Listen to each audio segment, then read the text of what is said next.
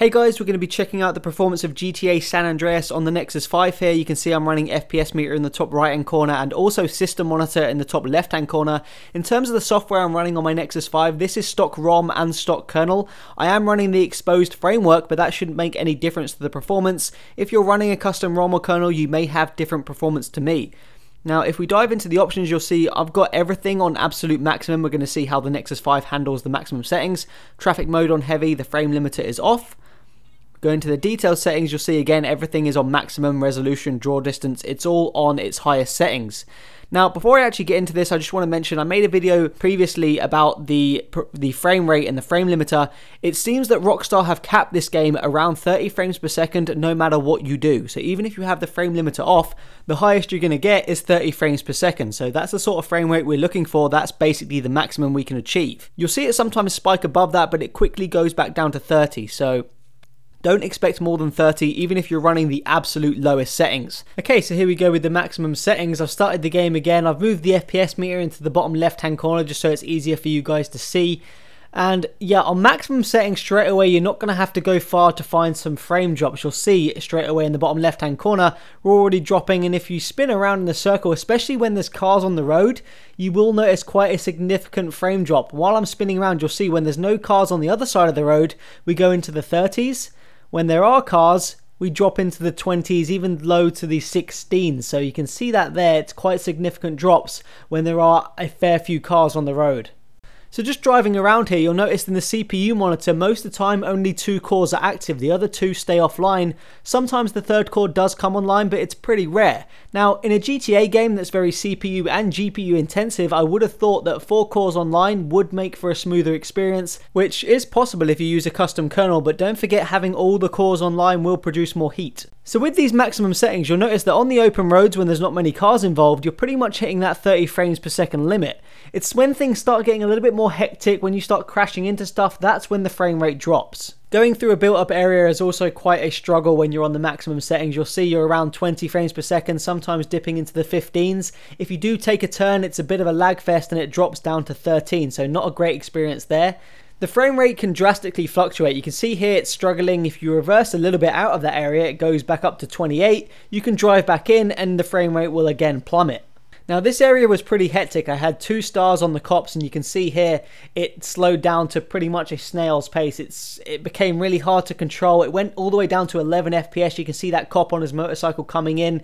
Looked a little bit like a slideshow. So jumping into the options here, and if we hit restore defaults, this is what the developers think the Nexus 5 hardware can handle. So it's taken quite a big hit. Let's see what it does.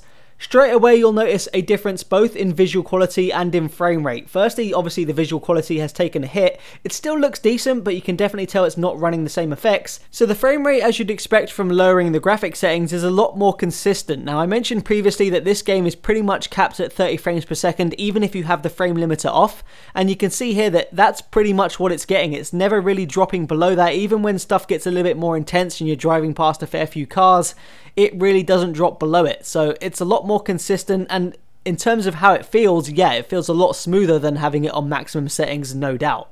So in this situation on maximum settings, we definitely would have seen some more frame drops. As the cars come into view, you'll notice that it still doesn't drop below 30 frames per second. If we were on the maximum settings here, we would have definitely seen some significant frame drops. So I'm pretty confident the Nexus 5 can handle more than the default value. So I've just messed around with these a bit. I've upped the resolution, I've upped the visual effects, I've changed the shadows. And yeah, straight away you'll notice a difference in the sharpness thanks to that 25% increase in resolution, and overall the game just looks better thanks to those high settings on the visual effects. Now in terms of the performance, yes, you're going to take a little bit of a hit, but you can see most of the time you're still around that 28 to 30 mark. Even when there's a few cars on the road and I'm running around in a circle here, you can see that at best, it pretty much drops to around 21, 22 FPS, but it still feels pretty good to play. Now, I thought it'd be interesting just to check out the GPU load and frequency while running at maximum settings. So I've got these 2 little graphs running here. So I've got the GPU load on the left and the GPU frequency on the right. You'll see the GPU frequency hit the maximum and then it won't fluctuate, 450 megahertz.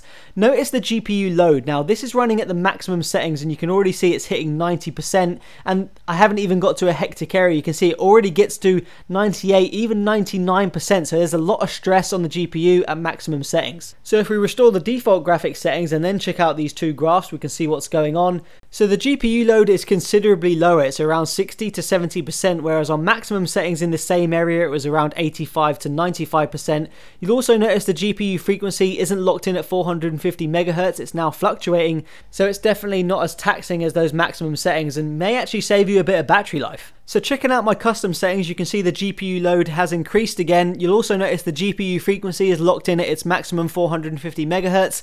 Now the GPU load isn't quite as high as it was on the absolute maximum. You can see it's around 75 to 85%, whereas before we were around 85 to 95, sometimes hitting 99%. So yeah, you can see here that GTA San Andreas is a very taxing game to play on mobiles, especially if you want to play it at maximum graphics settings and maximum resolution. I guess it's a little bit disappointing that the default settings for the Nexus 5 aren't a little bit higher, considering it does have the Snapdragon 800 with the Adreno 330 GPU, which is pretty much the best hardware you can get in an Android device right now. But nonetheless, you can tweak the settings to your liking thanks to those graphical options. So yeah, let me know what you guys think. Peace out.